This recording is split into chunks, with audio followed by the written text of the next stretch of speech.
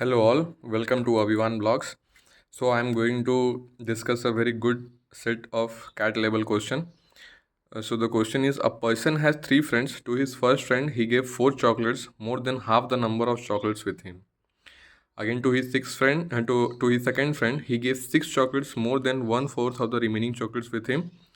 To his third friend, he gave seven chocolates, more than one third of the remaining chocolates with him. Find the number of chocolate the person had initially if he was left with 17 chocolates at the last. तो समझो इस तरीके का question जब भी cat level में आए ना, तो इसको सॉल्व करने का सबसे एक बेस्ट अप्रोच क्या होता है? एलसीएम। और वो बहुत ही ईजीएस्ट अप्रोच होता है, उससे टाइम जल्दी बच भी जाता है। तो हम तुमको सॉल्व करके बताते हैं।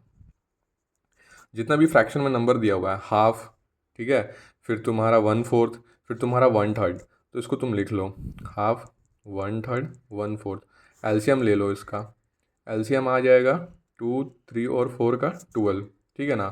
तो जनरली जो ये एलसीएम आता है ना, मोस्टली हम लोग कंसिडर करते हैं उसी को रियल में, लेकिन ये नंबर काफ़ी छोटा है, तो इस नंबर को अगर हम लोग कंसिडर करेंगे ना, तो कैलकुलेशन करने में थोड़ा सा मुश्किल होगा, वैल्यू बहुत फ्लक्चुएट करेगा। तो इसको हंड्रेड्स के टर्म में हम लोग ले लेते हैं, तो 120 कंसिडर कर लेते हैं।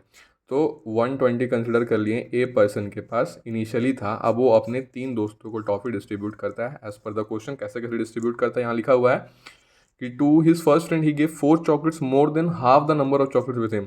तो half the number of chocolates,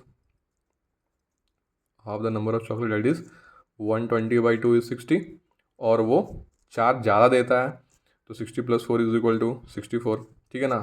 120 था, उसमें 64 दे दिया, तो 120 में से 64 दे दिया, तो उसके पास कितना बचा? 10 में से 4 गया तो 6 बचा, 11 में से 6 गया तो उसके पास 56 टॉफ़ी अब बचा। अब ये जो 56 टॉफ़ी जो बचा है, अब यहाँ से खेलना है, 120 से स्टार्ट मत करना, क्योंकि 120 था इसके पास, 64 दे दिया तो 56 बचा। अब 56 में से अपने ये सेकेंड फ्रेंड को 6 चॉकलेट्स देता है, और more than one fourth of the remaining chocolates with him. तो one fourth of the chocolate कितना है? 56/4, 14 आ जाएगा, और 6 चॉकलेट ज़्यादा दे रहा है उसको, तो इसके पास आ जाएगा 20, ठीक है ना। तो 20 चॉकलेट आ गया यहाँ पे। अब 56 चॉकलेट था, ये 20 दे दिया, तो अब 56 चॉकलेट में 20 हटा दो, तो 5 में से तो चला जाएगा 36, ठीक है ना।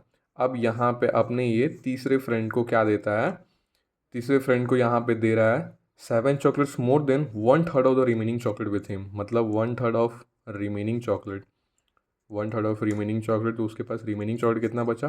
36 का वन थर्ड, 12, एंड 12 प्लस उसमें वो 7 ज़्यादा दे रहा है ना, तो 12 + 7 इज इक्वल टू हमारा प्लस आ जाएगा 7×2 = 19, मतलब 19 दिया। तो देख रहा है कितना अच्छा से बर्थडे सेलिब्रेट कर रहा है, तीन अपना जिगरी यार को बढ़ा बढ़ा के टॉफ़ी दिया है, ठीक है।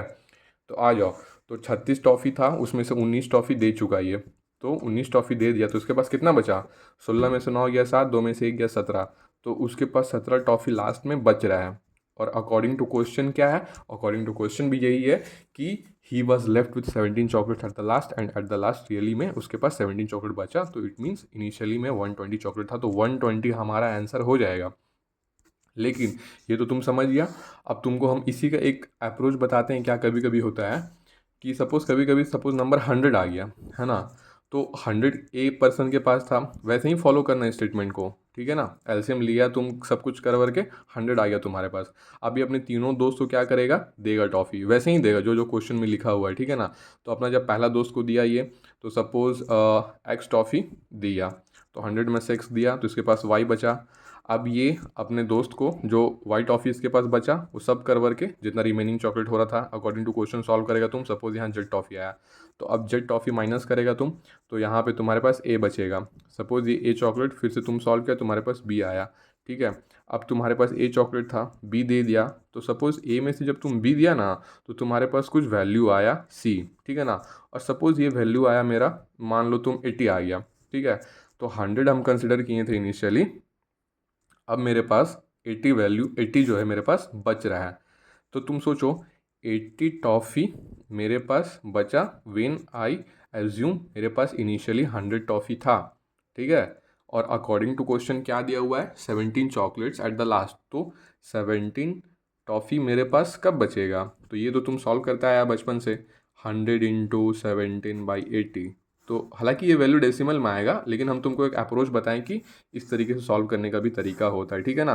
कि हम 100 एज्यूम किए, सब कुछ करके मेरे पास वैल्यू बचा 80, तो 80 टॉफ़ी मेरे पास बच रहा है। जब हम इनिशियली एज्यूम कर रहे हैं 100, तो अकॉर्डिंग टू क्वेश्चन मेरे पास 17 चॉकलेट कब बचेगा, तो 17 चॉकलेट मेरे पास बचेगा, क्रॉस मल्टीप्लाई कर देंगे 100 × 17/80, ये मेरा आंसर हो जाएगा।